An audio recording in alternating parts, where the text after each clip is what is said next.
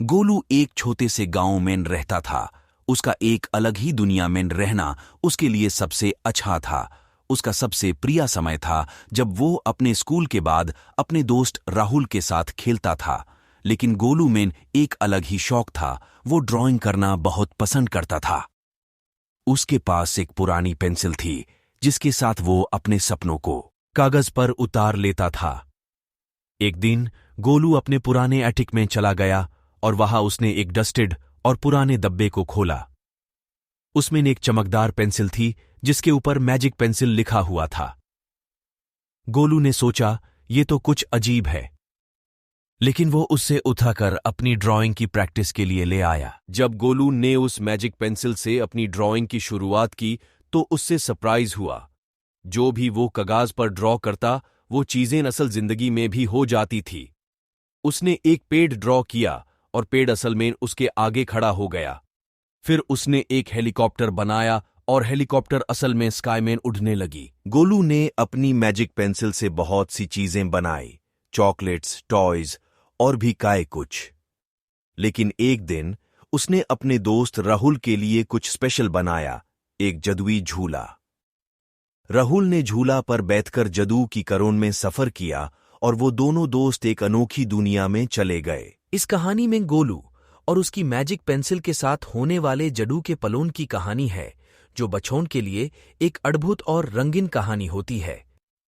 गोलू और राहुल के दोस्ती की गहराइयों में, उनके साथ बिताए खुशी पलों में और मैजिक पेंसिल के जादू से भरी कहानी में बच्चों को एक अनोखा सफर का आनंद मिलता है। गोलू और राहुल की दोस्ती हर मुश्किल को पार कर लेती थी।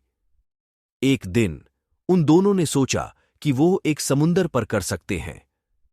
गोलू ने अपनी मैजिक पेंसिल से एक जादुई कश्ती बनाई और दोनों साथ में समुंदर की ओर जाने लगे।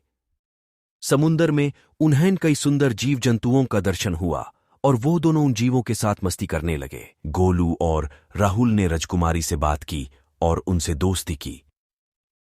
राजकुमारी का नाम मीरा था और वो एक जादू से बंधी हुई थी जो उसे राजमहल से बाहर नहीं जाने देता था।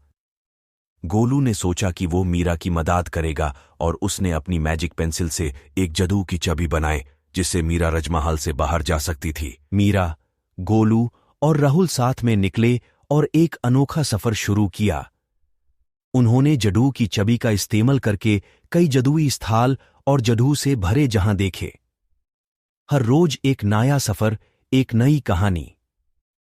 एक दिन वो तीनों एक जादुई जंगल में पहुंचे जहां हर दृष्टि में सिर्फ गहराई थी। गोलू ने सोचा कि वो कुछ जादू से इस जंगल को और भी अनोखा बना सकता है। उसने अपनी मैजिक पेंसिल से एक सुंदर जादुई वृक्ष बनाया जिसका फल किसी की भी इच्छा पूरी कर देता था। वो जादुई जंगल उन तीनों को एक नए साथी मिलवाया, एक प्यारा सा जादुई बंदर। जादुई बंदर ने उन्हें जंगल के राज और मजेदार कहानियों के बारे में बताया।